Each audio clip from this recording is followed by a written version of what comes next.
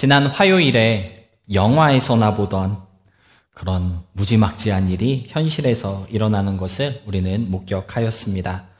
43년 만에 한국에 계엄령이 선포되어서 군부대와 경찰이 국회를 장악하였고, 난데없는 비상계엄령 때문에 온 국민들이 불안에 떨며 뜬 눈으로 밤을 새는 초유의 사건이 발생했었습니다.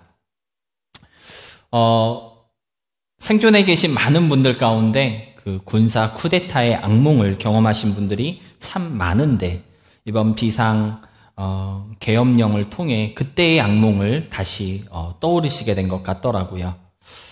그래서 많은 분들이 참 불안해 하셨고, 또 그로 인해 윤석열 대통령의 탄핵을 소리쳤는데요.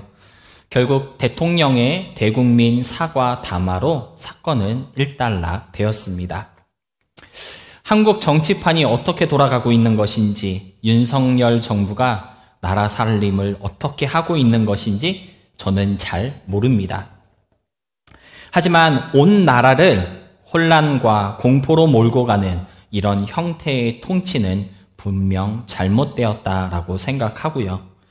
그로 인한 사회적 불안과 경제적 위기는 결국 국민들의 몫이 되었다는 사실이 참 많이 씁쓸할 뿐입니다. 여러분, 21세기 대한민국이요, 세계 10위 안에 드는 선진국이잖아요. 그런데 이번 계엄령으로 여행 위험 국가로 바뀌었다고 합니다. 말이 되는 일인가요?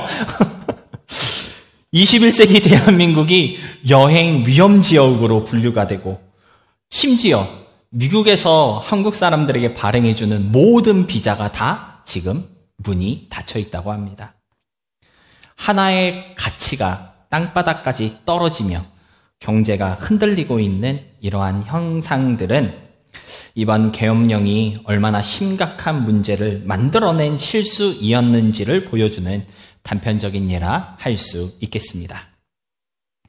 아무쪼록 혼란스러운 이 모든 사태들이 하루빨리 잘 정리되고 온 국민이 안심하며 생활할 수 있는 일상으로 돌아갈 수 있게 되었으면 좋겠고요.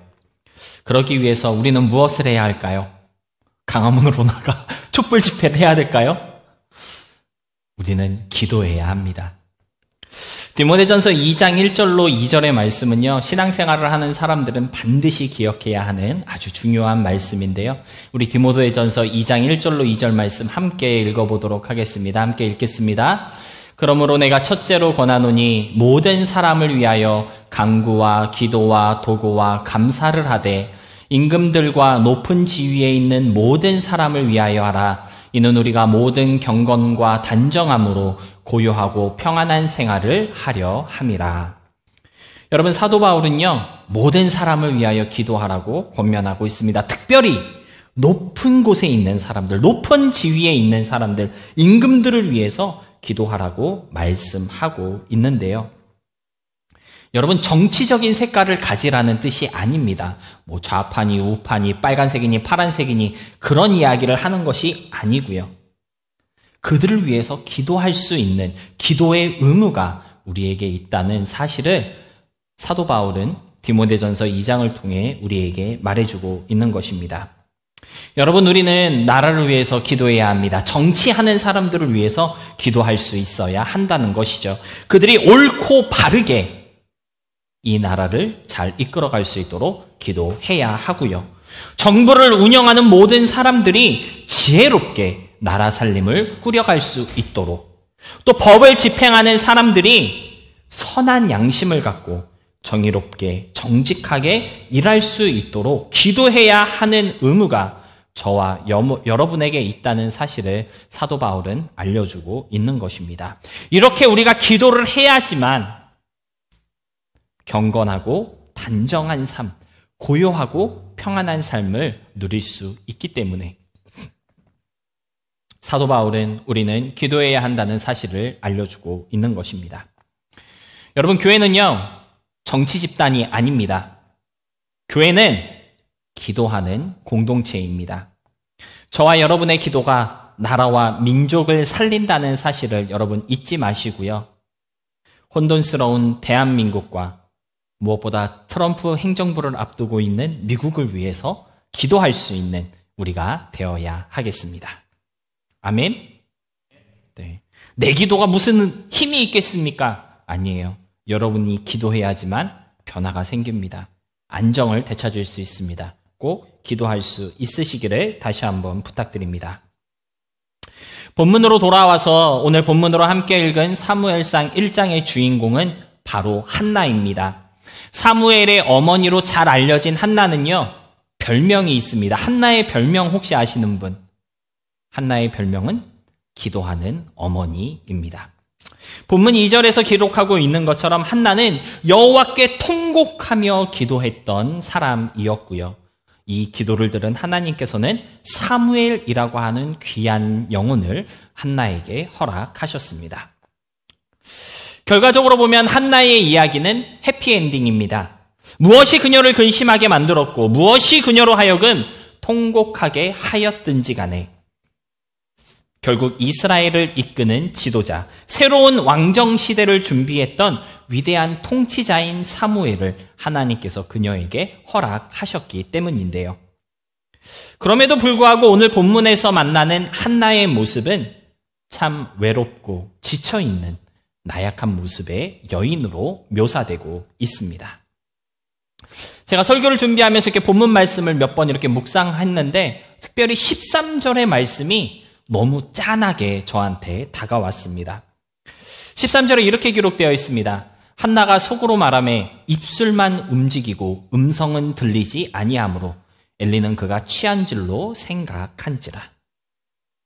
얼마나 괴로웠고 그 괴로움이 얼마나 그녀를 힘들게 했으면 더 이상 그 괴로움과 싸울 힘도 없어서 목소리도 내지 못하고 그저 입술만 뻥끗거리는 그 모습이 마치 술에 취한 사람과도 같았을 정도로 한나는 근심에 몸부림치고 있었다고 성경은 우리에게 알려주고 있는 것입니다. 여러분, 이 모습 너무 짠하지 않습니까? 사실 미국에서는 그런 모습을 잘 볼 일이 없지만 한국에서는요, 가끔 밤거리를 지나가다 보면 좀 속된 말이지만 술이 떡이 돼서 길거리에 누워서 흥얼거리는 아저씨들, 아줌마들은 별로 없으시더라고요. 아저씨들 많이 보게 되잖아요. 맞죠? 보면은 짠해요. 어렸을 때는 왜 저래 그랬는데 나이가 좀 먹고 이렇게 생각해보면 짠한 거예요. 얼마나 직장에서 힘들었고 가정의 그 무게가 힘들면 그럴까. 그런 모습이 오늘 한나의 모습이지 않을까. 그렇게 상상이 된다라는 것입니다. 하지만 그것보다 더 슬프고 가슴 아픈 것은요, 그 누구도 그녀를 위로할 수 없었다는 것입니다. 사랑하는 남편 엘가나도 위로가 되지 않았고요. 풍족하고 넉넉한 삶도 그녀의 괴로움을 잊게 할 수 없었습니다. 그 누구도 그녀의 마음을 헤아려 주지 않았고 그 누구에게서도 평안을 얻을 수 없었던 한나이었다는 것이죠. 그런 한나에게 오늘 본문은요, 제사장 엘리가 다가왔다고 기록하고 있고요. 제사장 엘리로 인해 드디어 한나는 근심을 벗어낼 수 있었다고 본문 17절과 18절은 말씀하고 있습니다. 혼자서 근심하며 아파했던 한나에게 다가온 엘리 제사장. 그 엘리로 인해 근심을 덜어내고 다시 소망을 가질 수 있었던 한나의 모습은 우리가 왜 일어나 함께하는 공동체가 되어야 하는지 그 이유를 분명하게 보여주고 있는 것이라고 생각할 수 있는데요. 12월 우리의 다짐 무엇이죠? 우리 다 같이 함께 외쳐보도록 하겠습니다. 12월 우리의 다짐 시작! 일어나 함께 가자. 함께하는 교회로 우리가 왜 세워져야 하는 것인지 오늘 한나의 이야기를 통해 다시 한번 그 필요성과 이유에 대해 생각해 보도록 하겠습니다. 첫 번째로 일어나 함께하는 우리가 되어야 하는 이유는요, 누구나 말 못할 근심과 아픔 하나쯤은 가지고 있기 때문입니다. 오늘 본문에서 만나는 한나의 모습은요, 처절함 그 자체입니다. 10절에서 우리는 마음이 괴로워서 여호와께 기도하고 그냥 기도한 게 아니라 통곡하면서 기도하고 있는 한나의 모습을 보게 되는데요. 여러분, 무엇이 그녀를 이토록 괴롭게 하였던 것일까요? 뭐 때문에 통곡하며 기도하였던 것일까요? 본문 11절은 그녀의 근심의 원인이 어디에 있는지 이렇게 알려주고 있습니다. 서원하여 이르되 만군의 여호와여, 만일 주의 여종의 고통을 돌아보시고 나를 기억하사 주의 여종을 잊지 아니하시고 주의 여종에게 아들을 주시면 내가 그의 평생에 그를 여호와께 드리고 삭도를 그의 머리에 대지 아니하겠나이다. 여러분, 한나가 이토록 근심하며 괴로워했던 이유는 무엇입니까? 자녀가 없었기 때문입니다. 남편과의 관계가 너무 좋았던 한나이었습니다. 남편의 사랑을 독차지했던 여인이었습니다. 그런데 그 사랑의 열매인 자녀가 없었기 때문에 한나는 괴로웠습니다. 당시 이스라엘 민족들은요, 자식을 하나님이 주시는 복으로 생각했습니다. 시편 128편 3절로 4절 말씀인데요. 내 집 안방에 있는 내 아내는 결실한 포도나무 같으며 내 식탁에 둘러앉은 자식들은 어린 감람나무 같으리로다. 여호와를 경외하는 자는 이같이 복을 얻으리로다. 시편 128편은 무엇이라고 말씀하고 있습니까? 여호와를 경외하는 자에게 주시는 복, 그것이 바로 자식들이고 태의 열매라고 선언하고 있고요. 그러한 믿음이 이스라엘 민족들에게 있었다라고 하는 것입니다. 그래서 자식이 없었던 한나는요, 괴로울 수밖에 없었고 근심할 수밖에 없었다는 것이죠. 자녀가 없는 자신의 처지가 덕이 되지 못하고 흠이 될 수밖에 없었기 때문입니다. 그런데 이 근심과 괴로움을 한나는 허심탄회하게 말할 수 없었고요. 누구와도 나눌 수 없었습니다. 남편 엘가냐는 한나의 이 아픔을 알고 있었지만 그 외 다른 사람들에게는 절대 말할 수 없는 그런 고민과 스트레스이었다는 것입니다. 여러분, 오늘 본문을 보면요, 기도하는 한나에게 엘리 제사장이 다가왔습니다. 그리고 술 취한 사람으로 착각하고 그녀에게 언제까지 취해 있을래? 술을 끊어라! 이렇게 꾸짖었던 모습을 우리는 본문을 통해서 볼 수 있는데요. 엘리 제사장이 한나를 술 취한 사람으로 판단하였다라고 하는 것은 사실 아주 심각한 문제입니다.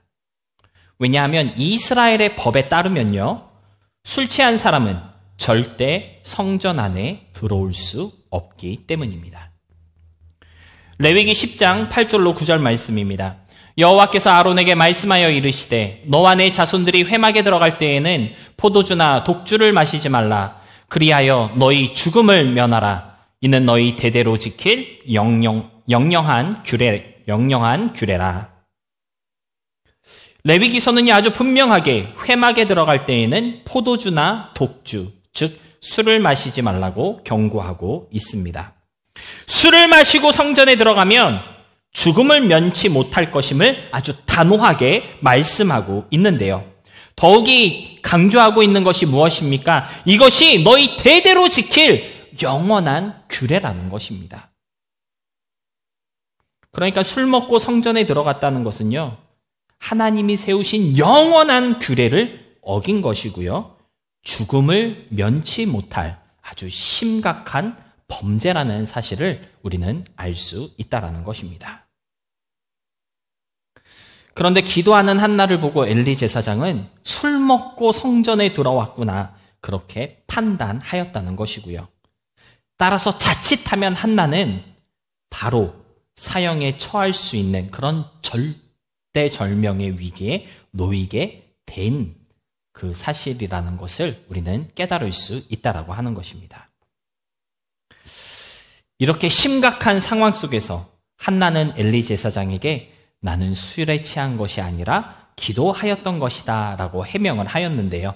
본문 15절로 16절 말씀입니다. 한나가 대답하여 이르되 내 주여 그렇지 아니하니이다. 나는 마음이 슬픈 여자라 포도주나 독주를 마신 것이 아니요 여호와 앞에 내 심정을 통한 것뿐이오니 당신의 여종을 악한 여자로 여기지 마옵소서. 내가 지금까지 말한 것은 나의 원통함과 격분됨이 많기 때문이니이다 하는지라. 한나는 엘리야에게 대답했습니다. 나는 포도주나 독주를 마시지 않았습니다. 다만 내 원통함과 격분됨이 너무 많아서 이렇게 통곡하며 기도하였을 뿐이라고 한나는 대답하였다는 것이죠. 근데 사실 저는 한나의 이 해명이 지금 한나가 직면한 죽음의 위기를 피하기에는 뭔가 조금 부족한 해명인 것 같다라고 생각하는데요.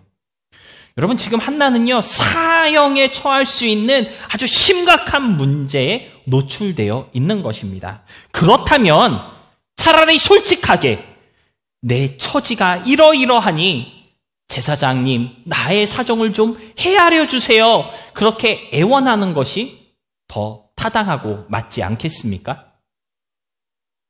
그런데 어떤 일로 이렇게 원통하고 격분되어 있는 것인지 배경 설명은 하나도 하지 않고 그냥 내 심정을 통한 것뿐이다 라고 대답하는 한나의 그 모습은 죽음의 위기를 피할 수 있을 정도의 그러한 해명은 될 수 없다. 그렇게 보이지 않는다라고 우리는 생각할 수가 있다라고 하는 것입니다.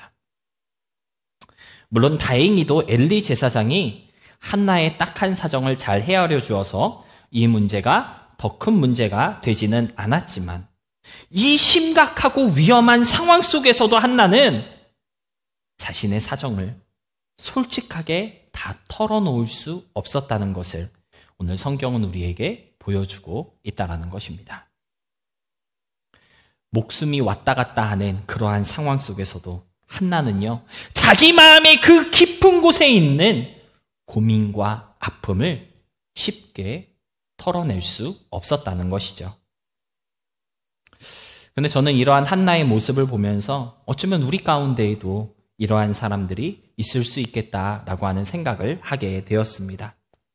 목숨이 왔다 갔다 하는 그 순간에도 솔직하게 다 털어낼 수 없고 말할 수 없는 그 정도의 심각한 고민과 아픔을 품고 있는 사람들이 교회 안에 있을 수 있다라고 하는 것이죠. 어떤 괴로움과 원통함인지 허심탄회하게 나눌 수 없고 쏟아낼 수 없는 그 정도의 상처를 가지고 있는 사람들이 우리 주위에 있을 수 있다라는 것입니다.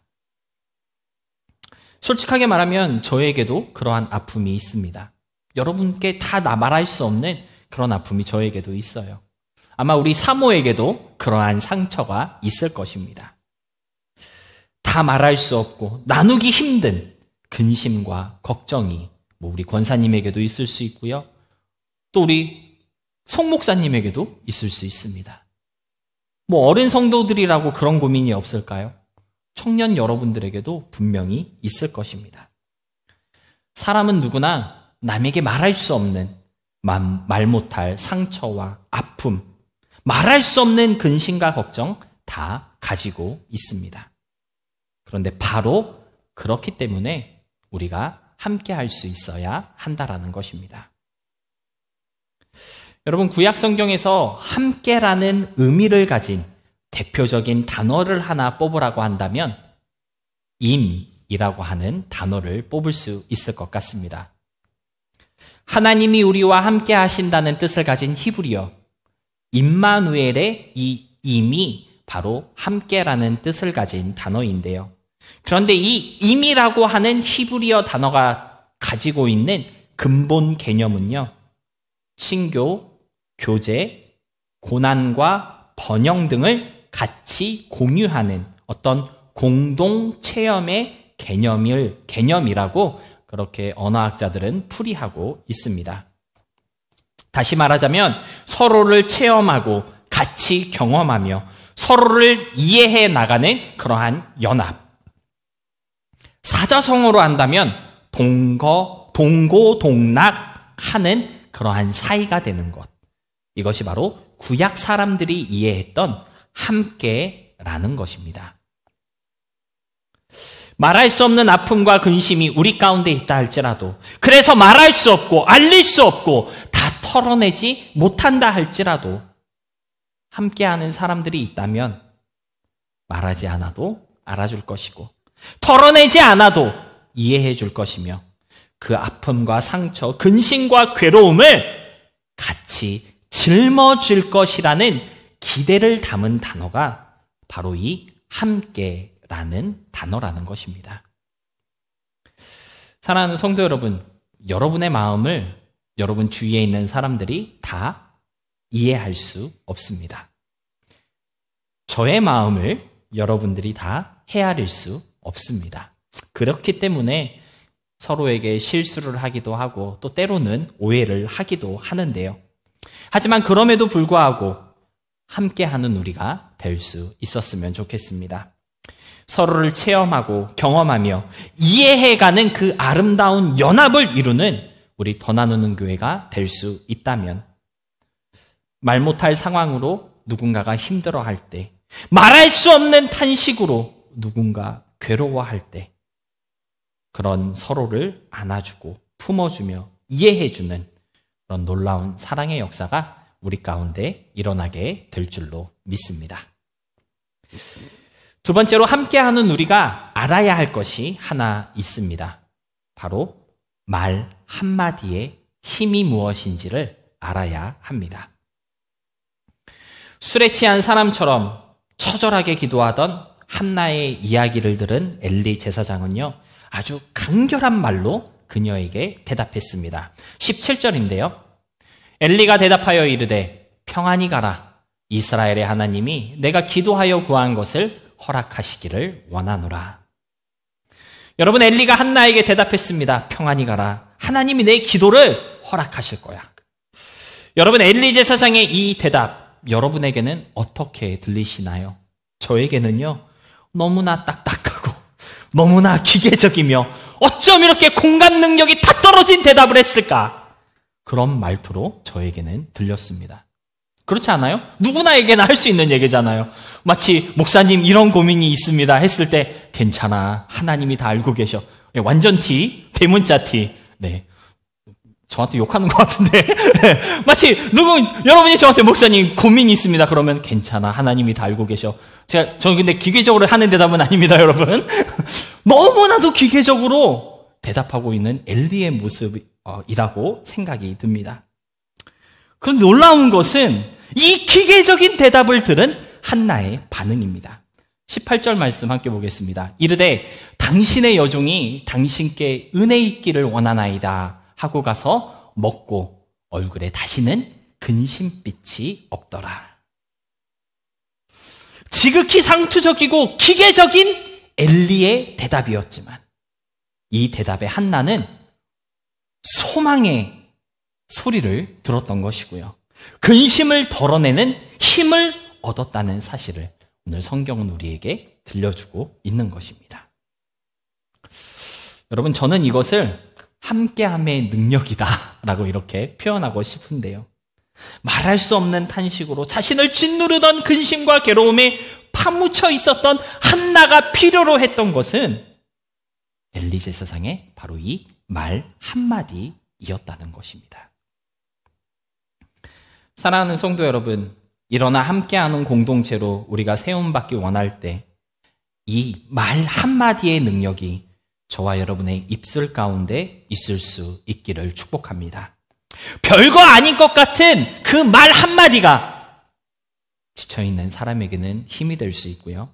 마음이 괴로운 사람에게는 위로가 되며 근심 가운데 있는 사람에게는 소망이 될 수 있다는 사실 여러분들 꼭 기억하시고 아무리 대문자 T 같은 대답이라 할지라도 그 말 한마디의 능력을 가질 수 있는 우리 모두가 될 수 있었으면 좋겠습니다. 그런데 오늘 본문 말씀을 가만히 보면요, 아무 말이나 다 힘이 되고 소망이 되는 것은 아니라는 것을 깨달을 수가 있는데요. 엘리 제사장이 했던 말, 그러한 말을 할 줄 알아야 그게 힘이 되고 희망을 가져다주는 말이 될 수 있는 것을 알아야 합니다. 여러분, 엘리 제사장은 한나에게 어떤 말을 했습니까? 평안히 가라. 이스라엘의 하나님이 내가 기도하여 구한 것을 허락하시기를 원한다라고 이렇게 대답했습니다. 여기서 우리가 주목해야 할 것은 엘리 제사장의 대답이 한나에게 위로가 되고 힘이 되었던 것은 제사장의 위로였기 때문이 아니라는 것입니다. 엘리 제사장의 대답이 한나에게 힘이 되고 위로가 되었던 것은 목사님께서 해주신 말씀이기 때문에 위로가 됐던 것이 아니라는 거예요. 전도사님이 해준 위로기 때문에 힘이 됐던 것이 아니라는 것입니다. 엘리 제사장의 이 대답의 주체가 바로 이스라엘의 하나님이었기 때문에 한나에게 힘이 되었다라고 하는 것입니다. 사실 사무엘상 1장 8절에 보면요, 한나의 남편 엘가냐도 근심하고 괴로워하는 한나를 위로하였던 것을 우리가 볼 수가 있는데요. 사무엘상 1장 8절 말씀입니다. 그의 남편 엘가냐가 그에게 이르되 한나여 어찌하여 울며 어찌하여 먹지 아니하며 어찌하여 그대의 마음이 슬프냐. 내가 그대에게 10 아들보다 낫지 아니하냐 하니라. 지금 남편은요, 정말 나는 오히려 이건 티가 아니잖아요. 맞죠? 한나의 그 아픔을 공감하면서 너 너무 힘들어하지 마. 나 있잖아. 내가 10아들 0명보다 더 낫지 않아? 이렇게 정말 이걸 E라 그러나요? 예, F예요? 정말 대문자 F 같은 이런 스탠다드 대답, 정말 여자분들이 좋아할 것 같은 그러한 대답인데 이렇게 막 위로를 했거든요. 근데 한나에게는 전혀 위로가 되지 못했다는 것입니다. 사랑하는 사람이었고 평생을 한나 옆에서 그녀를 위해 주었던 사람이었지만 엘가나의 이 말은 한나의 근심을 덜어내는 힘이 없었다는 것입니다. 하지만 엘리 제사장의 말은 달랐습니다. 한나의 마음을 위로하는 힘이 있었고요. 소망 없는 그녀에게 소망을 주는 능력의 한마디이었다는 것입니다. 그것이 제사장의 말이었기 때문에 힘이 된 것이 아니고요. 그 위로의 주체가 이스라엘의 하나님이었기 때문입니다. 여러분, 우리의 삶 가운데 참된 위로와 힘은 오직 하나님뿐이시라는 사실 믿으십니까? 아멘을 안 하시. 믿으십니까? 말로 다할 수 없는 근심과 괴로움, 그 가운데 저와 여러분이 바라봐야 할 분은 오직 하나님뿐이라는 사실을 잊지 마시기 바랍니다. 그러한 믿음이 우리에게 있을 때 그 믿음으로 건네는 말 한마디가 상대방의 마음을 위로하고 힘을 주는 능력의 말이 된다는 사실을 오늘 성경은 우리에게 알려주고 있다는 것입니다. 내가 먼저 하나님이 위로가 되시고 하나님이 소망이 되시고 이 힘든 상황을 이겨낼 수 있는 유일한 능력이 되신다라고 하는 믿음이 있어야 그 믿음으로 건네는 말 한마디가 완전 대문자 T 같은 공감 능력이 다 떨어지는 말이다 할지라도 상대방에게 위로가 되고 힘이 되는 말이 믿음의 말이 될 수 있다라고 하는 것입니다. 시편 62편 5절로 8절의 말씀입니다. 나의 영혼아 잠잠히 하나님만 바라라. 물은 나의 소망이 그로부터 나오는도다. 오직 그만이 나의 반석이시오 나의 구원이시오 나의 요새이시니 내가 흔들리지 아니하리로다. 나의 구원과 영광이 하나님께 있으며 내 힘의 반석과 피난처도 하나님께 있도다.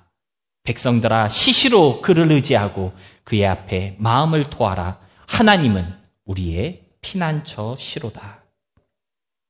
여러분, 시편 62편을 쓴 이 시인의 노래가 저와 여러분의 믿음일 수 있기를 바랍니다.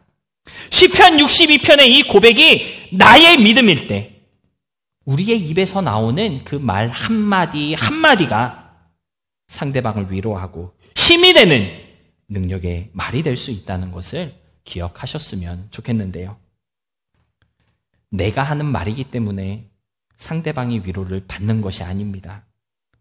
하나님이 위로하신다는 믿음의 고백이기 때문에 그 말이 위로가 되고 힘이 되는 것입니다.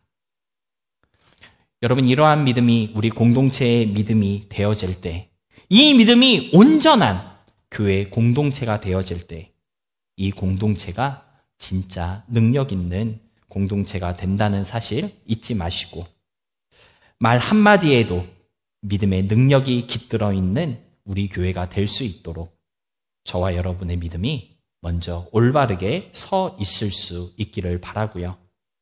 그러한 믿음으로 서로를 돌아볼 때 참된 위로와 쉼을 찾고 새로운 꿈과 소망을 갖게 되는 귀한 역사가 저와 여러분으로 말미암아 우리 교회 가운데 여러분의 삶의 그 모든 환경과 주위 가운데 일어날 수 있게 되기를 진심으로 소망하며 축복합니다.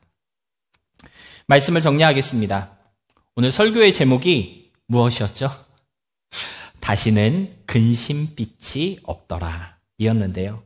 엘리 제사장의 위로를 들은 한나는요, 다시는 근심하지 않았습니다. 그냥 근심 없는 척을 했던 게 아니라 아예 얼굴에 근심빛이 완전히 사라졌다라고 성경은 증거하고 있는데요. 혹시 우리 더 나누는 교회 가운데 근심과 걱정이 있고 말할 수 없는 탄식으로 괴로워하는 그러한 지체들이 있진 않을까요? 함께하는 공동체로 인해 다시는 근심빛이 없게 되는 귀한 위로가 여러분 가운데 있을 수 있기를 바랍니다. 그러한 위로를 우리가 교회 안에서 기대할 수 있는 것은 함께 신앙생활하고 있는 우리 옆에 있는 이 사람들이 너무 착하고 너무 선한 사람들이고 너무 나의 상황을 잘 공감해주는 그런 사람들이기 때문이 아닙니다. 오히려 교회가 교회되게 하시고 교회로 모이게 하신 분이 바로 하나님이시기 때문에 교회 안에서 그러한 역사를 기대할 수 있다라고 하는 것이죠. 고린도전서 1장 2절로 3절 말씀입니다. 그리고 9절 말씀까지 함께 보겠습니다. 고린도에 있는 하나님의 교회 곧 그리스도 예수 안에서 거룩하여지고 성도라 부르심을 받은 자들과 또 각 처에서 우리 주 곧 그들과 우리의 주 되신 예수 그리스도의 이름을 부르는 모든 자들에게 하나님 우리 아버지와 주 예수 그리스도로부터 은혜와 평강이 있기를 원하노라. 너희를 불러 그의 아들 예수 그리스도 우리 주와 더불어 교제하게 하시는 하나님은 미쁘시도다. 우리를 불러 예수 그리스도와 교제하게 하시고 또 교회를 이루게 하시는 분은 바로 하나님이시다라고 사도 바울은 고린도전서 1장에서 가르쳐주고 있습니다. 이 교회가 바로 하나님의 교회라는 뜻이고요. 이 모임과 공동체는요, 하나님의 부르심대로 모인 사람들의 연합이라는 것입니다. 여러분, 더 나누는 교회는요, 연약할 수 있습니다. 또 부족할 수도 있습니다. 그런데 우리를 교회로 부르신 하나님은 완전하시고 충만하신 하나님이십니다. 하나님의 이끄심대로 일어나 함께하는 우리가 될 때 놀라운 하늘의 위로가 저와 여러분의 삶 가운데 임재한다는 사실 잃어버리지 않으셨으면 좋겠고요. 그러한 연합과 함께함의 역사로 인해 더 많은 사람들에게 하나님의 평강과 평안으로 찾아갈 수 있는 행복의 빛을 전하는 우리 모두가 될 수 있기를 바랍니다. 무엇보다 하나님과 함께하는 우리 모두의 이 한 주가 되어서 하나님으로 말미암아 다시는 근심빛을 내지 않는 복된 이 한 주가 될 수 있기를 진심으로 소망하며 축복합니다.